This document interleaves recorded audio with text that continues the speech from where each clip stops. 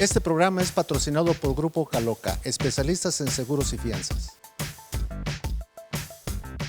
Soy el doctor José Luis González Romero y este es su programa Detrás del Médico. Nuevamente tenemos al doctor Guillermo Arechi Ornelas, que nos hablará sobre la conspiración familiar, y también tenemos como regalo el libro que él editó y que de alguna manera les agradecemos a todos ustedes su presencia, sus preguntas y sus comentarios. Quédate con nosotros, esto es Detrás del Médico.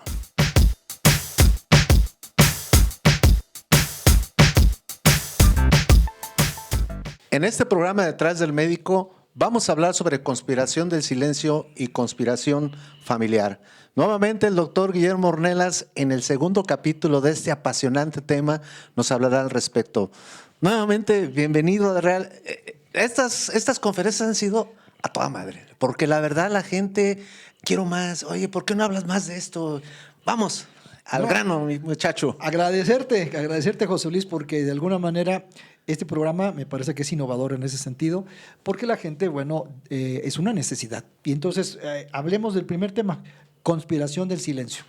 Cuando los familiares y el paciente llevan en su proceso de enfermedad silencios respecto al diagnóstico y al pronóstico, esto puede ocasionar que haya una condición que se le conoce como conspiración. Los médicos podemos decirle a los familiares, fíjese que encontramos que el tumor está muy diseminado, pero el paciente también puede decirle al médico, oiga, no le diga a mis familiares, y los familiares pueden decirle al médico, no le diga a mi paciente. Y eso se conoce como conspiración del silencio. Esta condición no es únicamente para los pacientes con cáncer, lo vemos en muchas otras áreas. ¿Qué significa conspirar? Que médicos y familiares, o médico y paciente, hay un acuerdo de tratar de minimizar el efecto del sufrimiento sobre el paciente ocultándole la información. Como si fuera ese un remedio, ¿verdad? Claro, pensando que al ocultarle desaparece la intensidad, la gravedad, el sufrimiento, pero lo único que hace es agravar la condición. Cuando tenemos pacientes que dicen, bueno, yo tengo cáncer, doctor, y mis familiares están de acuerdo que ya no siga el tratamiento con quimioterapia, el médico tiene la ventaja, junto con sus familiares y su paciente, de transcurrir hacia un proceso mucho más comunicativo, menos dificultoso y tortuoso, como si fuera una condición muy humana, por un lado, pero también de mucha proporción de sufrimiento. Sí, porque realmente este tema medio escabroso de que tú estés en esa situación de no saber qué hacer, qué cara vas a poner, ves al familiar cuando no conoce esta situación, dice, bueno, ¿qué carajos me está pasando? ¿Por qué tanto silencio?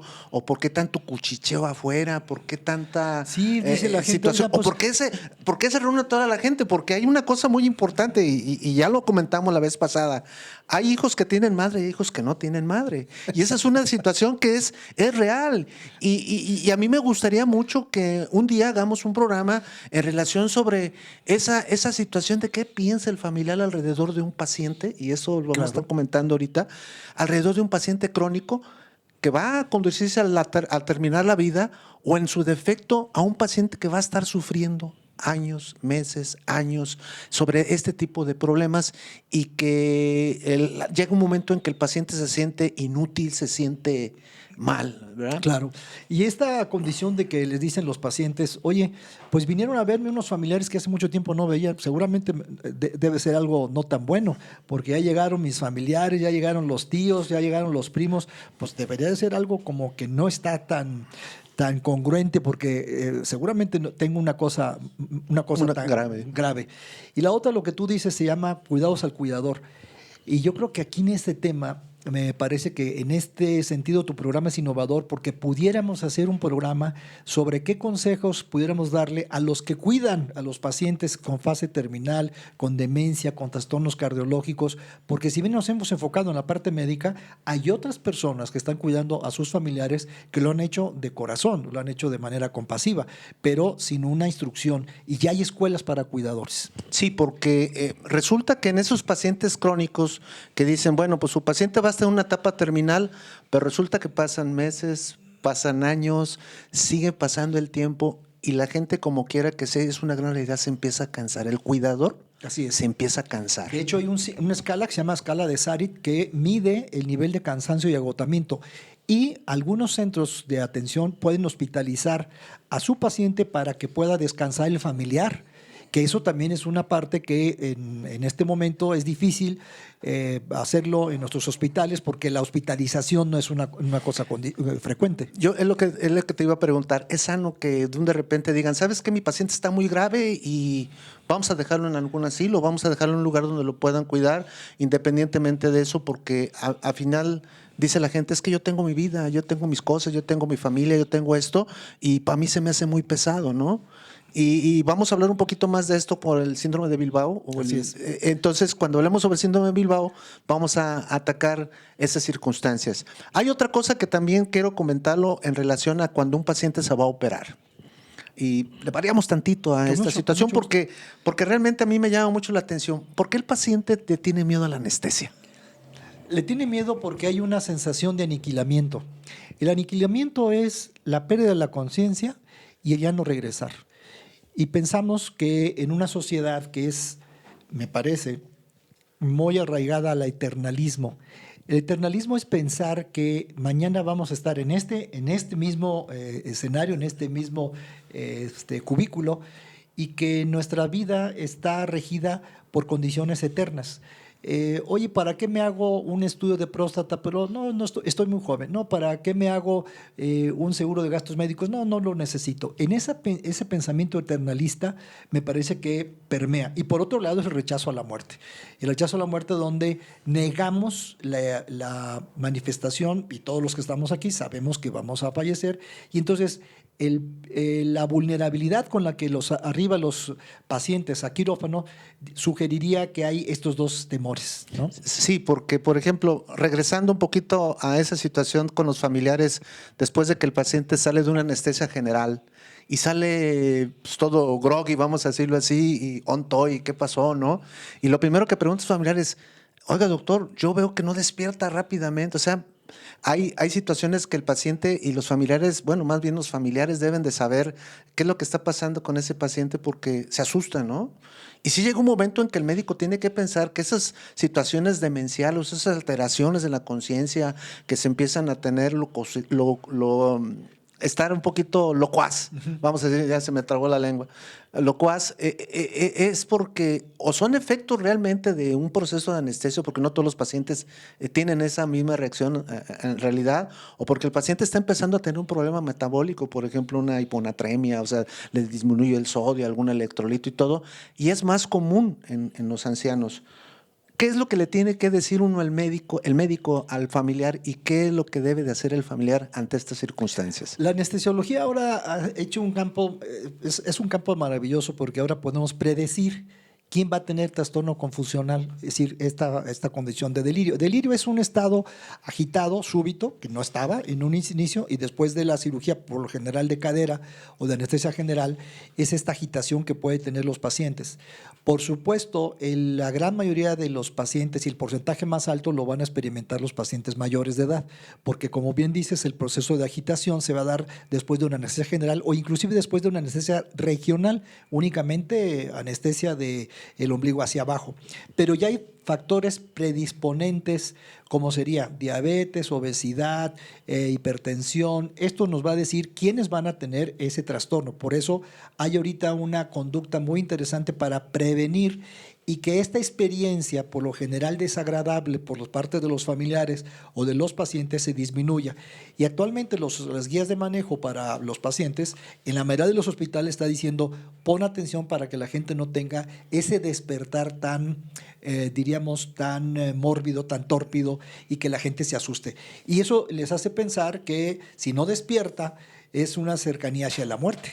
Sí, bueno, realmente para nosotros y para el público, Consideramos que debe el paciente acudir a una evaluación preoperatoria donde correcto. se hagan los factores de riesgo. Hay escalas de factores de riesgo que no vamos a hablar de ellas, eso lo corresponde a nosotros como cirujanos. Pero informarle a la médico general. gente que pueden ellos decirle, oye, ¿qué posibilidades hay de que mi mamá... no, por supuesto. ¿no? Le van a operar de catarata. Oye, ¿qué posibilidades hay de que mi mamá pueda delirar? Ah, si es con anestesia local, no. Bueno, tiene. pero a lo mejor puede desarrollar un problema Por de estos, supuesto, ¿no? por supuesto. Y entonces hay que tener mucha atención porque ninguna anestesia, ningún procedimiento quirúrgico, por más simple que sea, es inocuo. O sea, quiere Así decir que es. no sea tan peligroso, pero que sí es importante en la información, que la gente firme su consentimiento bajo información, porque realmente para nosotros desde el punto de vista legal es importante, para los familiares es muy bueno. Yo lo que le digo a mi hijo, que es también ortopedista, le digo, mira, que el paciente nunca te diga, es que usted no me dijo, doctor. Así es. A lo mejor podemos obviar algunas cosas, pero eso es importante porque ahí viene lo que consideramos que lo que tú dices del paciente, del familiar cuidador, Así es. ¿no? Que tenga ese conocimiento, pero todo lo más importante es que cuando vamos y nos encontramos como a 20 familiares ahí, pues decimos, a ver, ¿a quién le vamos a decir la información? Porque luego resulta que es el teléfono descompuesto, ¿no? Uno se lo dice a otro, y resulta que el último va a decir, está muy grave. Sí, y esa es una cosa que sucede, Sí, ¿no? yo creo que hay cuidador primario. El cuidador primario es con quien vive el paciente, quien se encarga de esta condición y que debe tener en la mejor de las posibilidades la comunicación con la mayoría el resto de los familiares. El hijo de Bilbao no solamente se presenta en la terminalidad, el hijo de Bilbao también puede presentarse en cualquier familia, de cualquier condición, y es aquel hijo que no está presente en el desarrollo de una toma de decisiones, que vive en Estados Unidos, es lo más frecuente, y que al saber de una noticia de hay que operar a mamá, llama incansablemente, está diciendo ¿y cómo van? ¿Y por qué lo llevaron ahí? Y pide otra opinión, y yo por eso les mando el dinero, llévenlo con lo mejor. Esa sensación se llama síndrome de hijo de Bilbao. ¿Y por qué?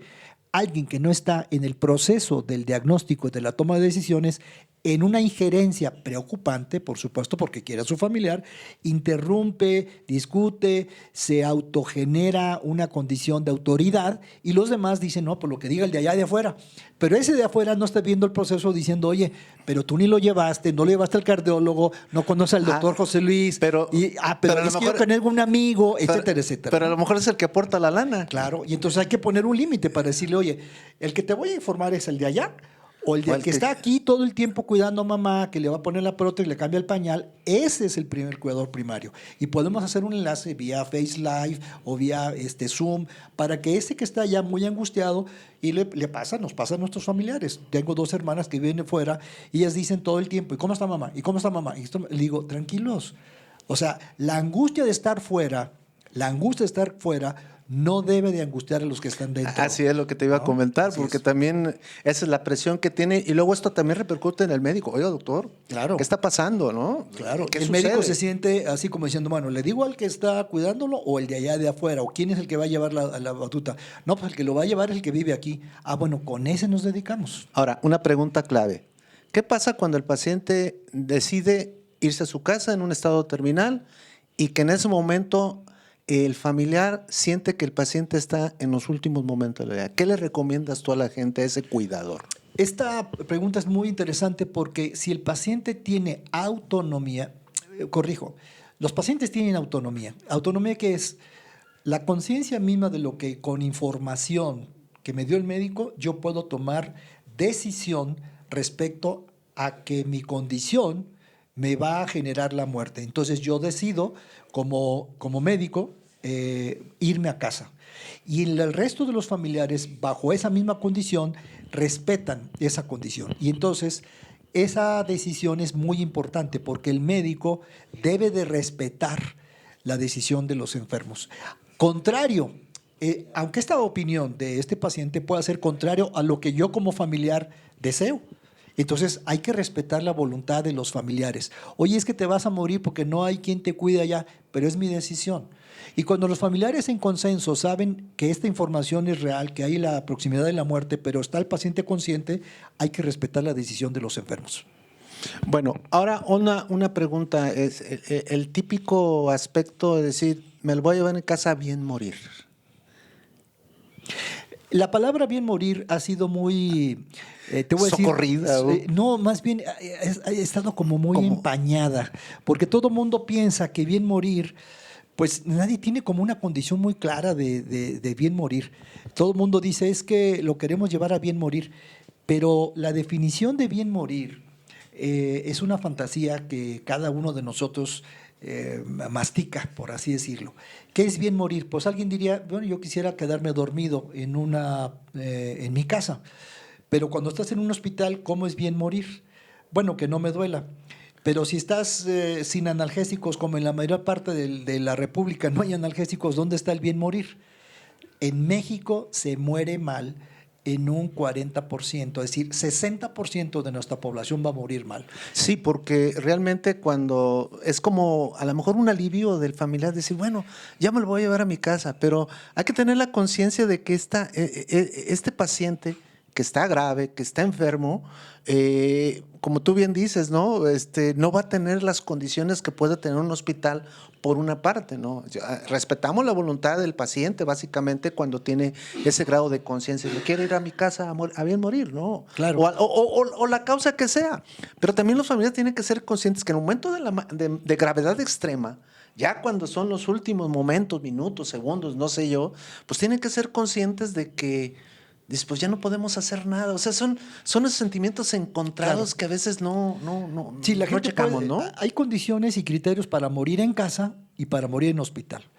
Si el único cuidador de un paciente anciano es su esposa y está en una condición también de envejecimiento, ese paciente va a morir mal en casa porque su cuidador principal es una persona de la misma condición. Entonces, esa no es una buena condición. La mayoría de los pacientes nos pide morir en casa y la resistencia de los familiares es que no tienen los cuidados que deberían de tener como en el hospital. Y entonces podemos finalmente decir, ¿dónde es donde quisiéramos solicitar el famoso bien morir? El 60%, 70% de nuestros pacientes me dicen, quiero ir a casa. El temor de los familiares es que no existan las condiciones para morir. Entonces, el médico y el equipo debe de tomar en cuenta estos elementos para decir si hay las condiciones o no hay las condiciones. ¿Cómo qué condiciones? Pues quién lo mueva, quién lo cambie, quién lo pueda bañar en su momento y quién pueda en los últimos días, en los últimos momentos estar presente.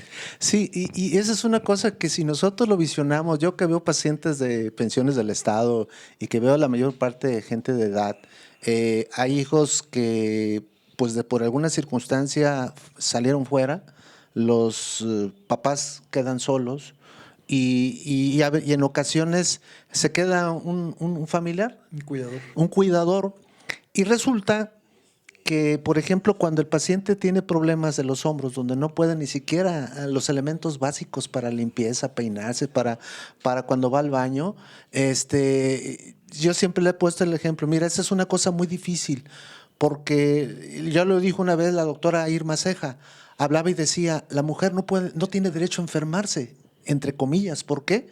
Porque tiene una función, tiene un plan que tiene que desarrollar ella porque siente que esa es su obligación, esa es su misión. ¿Verdad? Ella no se puede enfermar, tiene un dolor, no va con el médico, tiene un problema y no va porque cómo va a dejar de hacer de comer, de atender. Y cuando se enfrenta una mujer con un hijo que vive en casa y que no se puede limpiar, pues cómo va a tentar al pudor, ¿verdad? O cómo la mamá va a permitirle que el hijo varón le limpie. Sí, y son de las cosas donde también el familiar tiene que entender esa situación de no nomás es el hecho de decir, ay, híjole, no, ¿cómo le hago? Sino básicamente es ponernos en el lugar o en los zapatos de ese paciente. Claro, ¿no? claro. Y esas son de las cosas que muy difícilmente nosotros, pero tenemos que enseñarle a la gente, a ver, amárrate las manos, trata de limpiarte. ¿Sí? Y en cambio, cuando es un padre, un varón y tiene hijas que cuidan, pues como que todavía la mujer, por ser mujer y con todo respeto, pues ella sí tiene esa virtud Así es. de hacer, de atender eso. ¿Y esa es parte del síndrome de Bilbao o no? No, fíjate que esta es una condición que me parece interesante y reveladora. Se acaba de hacer una iniciativa, una propuesta de ley para que los cuidadores no tengan el estigma de que sean mujeres. Si bien es cierto, esta iniciativa de ley está proponiendo que todos pueden ser cuidadores y que efectivamente los cuidadores pueden morirse de manera prematura al cuidar a sus familiares. Así es. Y que las mujeres en una condición estigmatizante han sido como orientadas al cuidado. Esta iniciativa de ley propone que todo el mundo pueda enseñarse y podamos nosotros, y ojalá se pueda hacer en otro programa, para dar cuando menos las recomendaciones básicas de cómo involucrarnos en las tareas de cuidar a nuestros familiares. Pues sí, y creo que eso es muy importante que hagamos este programa porque la verdad es que tenemos muchas cosas que enseñarle a la gente, muchas cosas que tiene que aprender la gente, sobre todo concientizarse de que podemos estar del otro lado. Claro. O sea, no nomás es únicamente el hecho de cuidar a alguien, sino estar Del otro lado. del otro lado como Así es. pacientes, ¿verdad? Entonces, ¿quedamos comprometidos a hablar del síndrome de Bilbao? Con mucho gusto, y Cuidados al Cuidador sería el otro programa. Yo he experimentado el cuidado de mi padre, tiene 92 años, le mando un saludo, está entero, y con 7 días que nos quedamos cuidándolo, 3 guardias, experimenté lo que mucha gente está escuchando. Estás abajo de un colchón, me iba a caer de la misma, luego me cambiaron, me fui a una lona, se levantó 3 veces a orinar, había que cuidarlo, se tuvo que... En fin, esto que nos está pasando a nosotros, le está pasando a la sociedad y hay que hacer un programa de cuidados al cuidador. Entonces, para allá vamos, porque también que se enllagó, que esto, hay pacientes solos que viven y que están orinados, están hechos popó, y realmente es muy penoso llegar a un lugar porque se infectan las heridas, es una situación de inutilidad en todo esto, ¿verdad? Así es. Entonces quedamos el próximo programa con el doctor Guillermo Arechiga Ornelas, que nos va a hablar sobre cuidados del cuidador, el síndrome de Bilbao. Este fue su programa Detrás del Médico. Nos vemos en la próxima con el doctor Guillermo Arechiga Ornelas. Muchas gracias por su atención. No se le olvide suscribirse y sus comentarios, por favor.